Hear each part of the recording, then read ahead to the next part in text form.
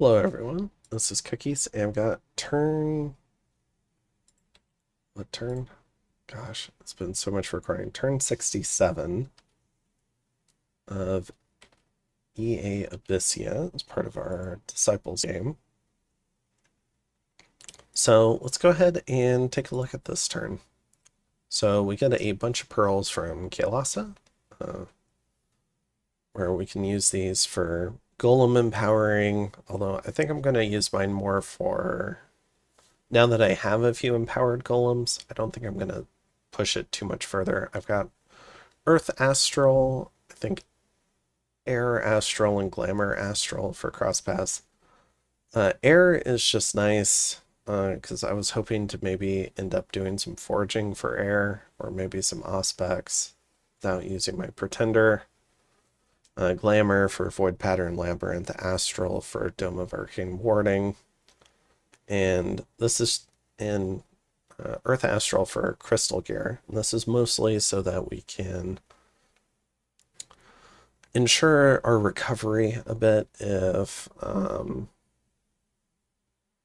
was it Astral Corruption gets put up again.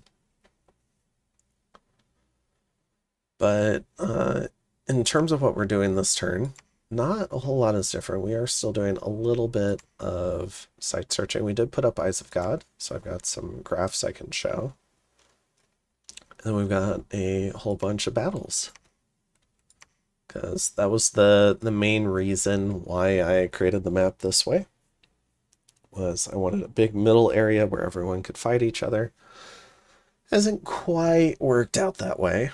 I think I'd have to constrain the middle area more. Maybe do some like donuts around. I've got ideas. You could do like a spider web type of map and kind of force people to fight. But for this particular incarnation and how it's playing out, we've got 4 sets of 1v1s between the teams, which in some ways is nice because no one's getting horrifically coalitioned. But we are starting to see some winners in these conflicts. All right, so let's go ahead and watch these. We've got Illusory Army being used to attack Zabalba here. I think this is 8 Glamour Gems, if I remember right. It's a pretty strong spell. It takes a high Glamour Mage to cast. It can reasonably, I think, consistently gem burn a fair amount of stuff. You don't control it, though, so you do have to follow up. And then we've got Horde from Hell here. But these imps ran into an actual raiding force. So we've got tons of scorpions here with their poisons. We've got wolves, we've got bats. Remember, it is an ethereal bless. Okay, so they kill that horde from hell, and we kill 4 things. Definitely not worth it here. But, you know, you magic phase on an army. Maybe he couldn't see the army, but I tend to not like Horde from Hell for the raiding game, and I really like having the commander. It's a nice flying commander that you can kit out to be a little bit of a flying thug. And my favorite use for them is using them to lead Draconians around for sieging forces. And then I just rotate the Draconians around between forts. Alright, so we've got Spalba here. So we've got a few Ocelotls. We've got this Oniki. They're just raiding our PD here. I think we did kill a couple of beast bats. Or not. That could be a little bit of a replay bug. In Gilgad, we've got an Atavi Chieftain pinging nothing. The army has moved. TNN attacking Kaelasa. So we've got a couple of thugs here. Pretty heavy kits. Elemental armor comes in blessed with the Flask of Holy Water, has a Dream Spool for illusions, and then a Frost Brand. And they've both got the same kit. So, Displaced Body, Shroud of Bewilderment, Dance of Ephemeral Swords, Personal Luck, Improud Steed, that is the script. In Brightwoods, we've got a Kalasa army rolling through some trogs.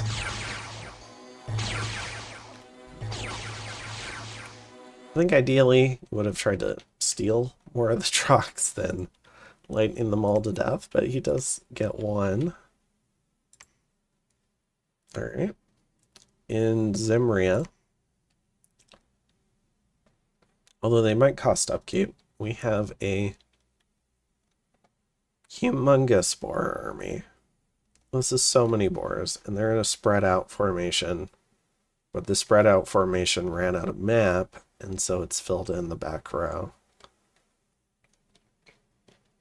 Which is ridiculous. And the side row too. And I think it was... Alright, did it fill out this side row? No. So I think it was going to go slowly around the box. Then we've got a core of noble warriors, boar warriors. Of course they're starving. There's not enough supplies in the world to feed this many pigs. And then we've got the Merverni Mage Corps. Are they running into anything? 1 PD. Alright, so in terms of what this army is holding, we've got the Ankh on a random human sorceress.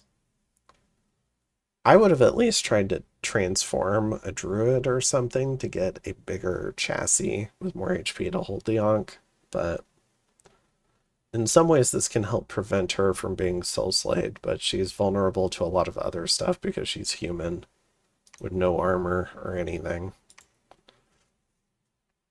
No returning or anything like that. Then we've got some nature gems. We have a clam of pearls. A lot of spell focuses. Some eyes of the void. More clams of pearls. A full pin set with Rune Smasher, Spell Focus, Eye of the Void, and a Starshine Skullcap on this Elder Druid. Some more pin gear, another clam of pearls. So a lot of pearls invested into this army, either through temporary gem gens or by physically putting pearls on a lot of these guys. Okay. So hopefully we'll get to see that army in action soon. Alright, sorry, an ambulance drove by. And then the other thing I'm missing, because there's luck over this whole army, is we must have... On this guy, we've got the Sword of Argilmer, which does a start a battle Dreamwild Legion spell, which is now a level 9 spell that does army-wide luck. And yeah, so he's cursed for holding it, but he gets to make the rest of the army lucky. Alright, so that's Zimria, 1,600 Great Boars. And we've rolled out the Merverni Mage Corps again, which is at least like 80 mages. So, pretty insane. In Pepper Plain, we've got Baratos attacking Macone. And this is the crazy Baratos army that we've seen multiple times with all the Demon Lords and Archdevils. They're going up against a small Macone force. There's a few hoplites here. There's a scattering of devils. We have Storm being put up by Pazuzu, who I believe autocast Storm? Potentially, because he's not holding a Storm Staff.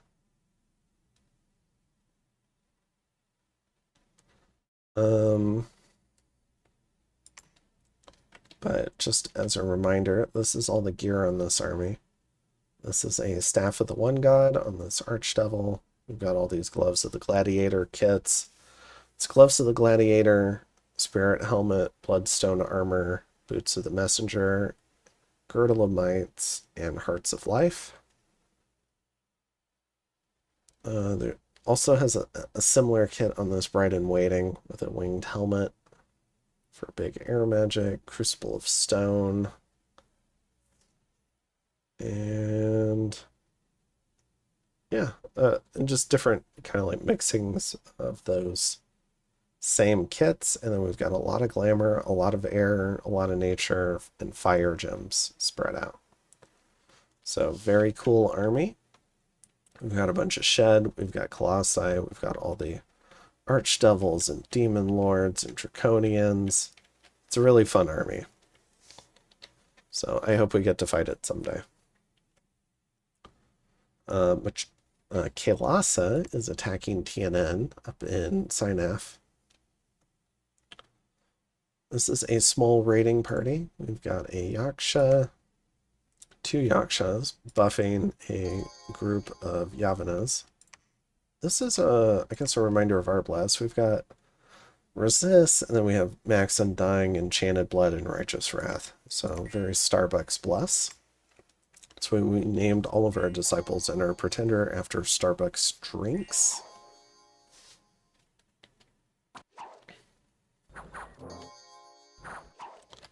Okay.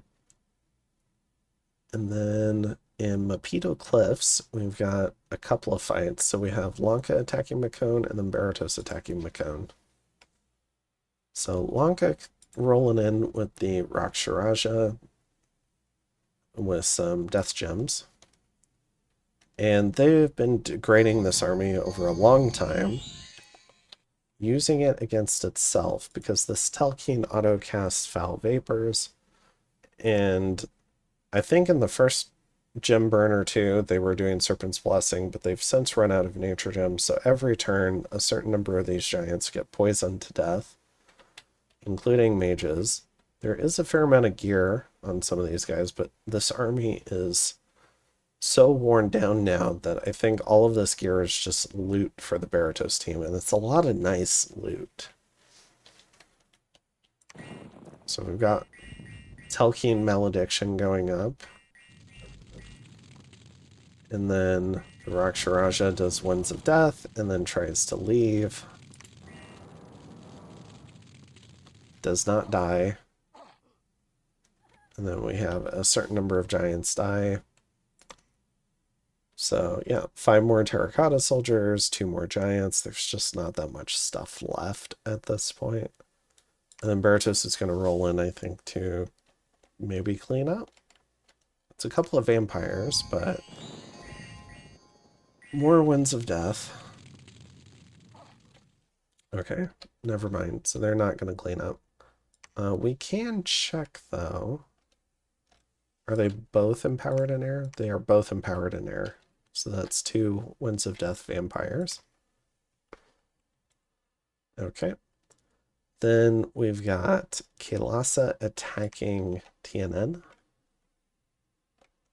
So a whole bunch of sacreds here in a big block, fighting a little bit of Zots. Okay. Yeah, just 2 of these sacred generals trying to bless about 120 troops. Satis attacks Kaelasa in 3 Pine Grove. Let's see. This is 3 Horde of Skeletons casters. But this Bunky is leaving. I wonder where this was. I did not notice this the first time. Okay, so he's freeing his fort from the Atavi chieftain. Okay. So if we want to vulture this, we're going to have to send real troops here. And potentially bump with Baratos.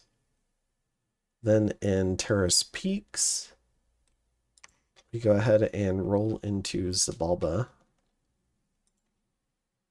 So there's a Kanara here. We've got Marut. We've got Angiri. We've got all sorts of stuff in this army. It's a pretty fun army. A lot of... So we do have a Storm Staff. We have some Temp Gem Gens. Not a lot, but maybe enough. We got the Clam of Pearls, a few of the Bloodstones, a Dream Spool. This guy's got a nature kit, but he's out of nature gems. All right. And we've put up Light of the Northern Star and Storm. Okay. And then we've got a few fights between Hinnom and Zabalba. So in Janumia, we've got this Kohen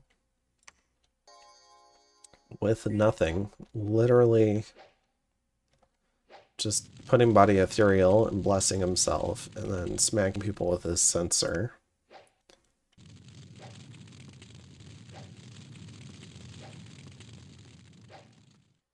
Or just casting starfires at them. I'm not going to watch the whole thing. Alright. In Mudwood, we've got a bunch of these demonic locusts attacking our PD. And then in Andoria, got another Kohen with no gear. He gets jumped on and dies. And then in Tacrigus, all right, we have the other Hinnom army.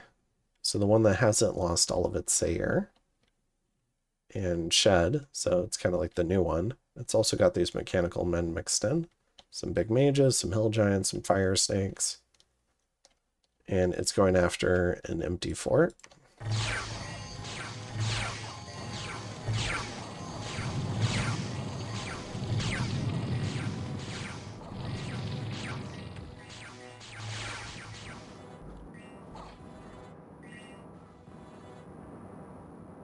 Okay. So we don't lose anything, and we take the fort. There's a few events. All right. So in terms of what's happening this turn, I've started rotating my blood hunting around. Some of these provinces have been kind of hunted. At 7,500 population, you start taking penalties. So I'm just kind of preemptively moving stuff around. I could have hunted these two a little bit more, but decided to go ahead and proactively start moving stuff around before it, just in case something critical comes up. Maybe we'll be pre-positioned for it and we still have a healthy blood eco. And then I forget, I think this turn Zan got sick and he's been the one subbing in for False God. So I think I'm doing his turn and Zan, or my turn and Zan's turn. So I'll be in charge of doing a lot of this raiding that you'll see resolve next turn. And then I've got a whole bunch of stuff heading down to Flex. Okay. So I think that's it on my end for the most part. Actually, here's all the stuff I'm forging. So Hinnom did request a lot of armor and stuff for mages, so I'm making a bunch of fire plates and ice helmets. A couple of hell swords for Kielasa, some different temporary gem gens, and boosters still getting made. I'm making more hammers so I can forge even more. And then we've got a Ring of Returning, Ancient Casket. So that's what we're doing there. We are still doing a little bit of site searching, but we're also pumping out a lot of Shadow Imps. We're going to replace our gold-costed scout, our gold-costed scouts. We're going to send the scouts out, and then we're going to use the Shadow Imps for the blood micro. Kielasa has offered us Gold Mountains, so we're sending this group up to go blood hunt that. And other than that, I'm planning to spend a lot of Hinnom's gems and send a lot of Hinnom stuff out raiding.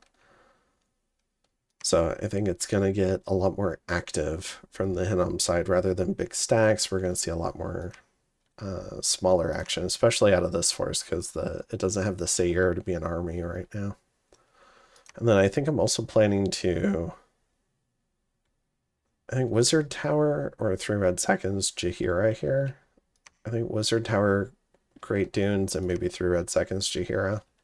And that's so we can do more summoning here, and we have a wasteland based operations here for the push into Zabalba.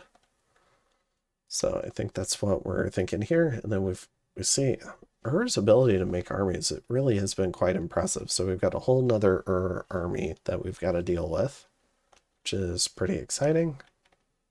And yeah, I think that's it for this turn. So I'll go ahead and cut it off here, and I will see you guys in the next one. Turn 68. Have a good one.